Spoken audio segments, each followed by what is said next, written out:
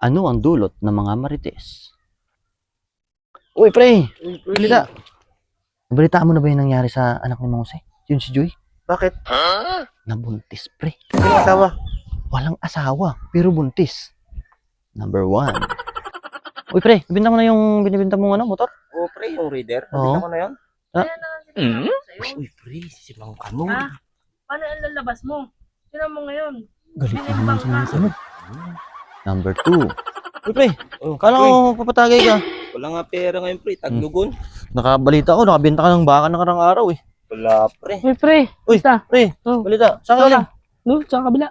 Eh, baka may pera ka dyan, pre. Kanina pa kami nagkukunto ito. Una kami, wala kaming... Ay, 50 na lang tong Pambili na. pera ko, pre. Pero, Oh, pwede na yan. Kung bili lang namin ng juice. Salamat, pre, ah. sige. Sige. Wala na ako. Oh. May lakad pa ako. Sige, ingat.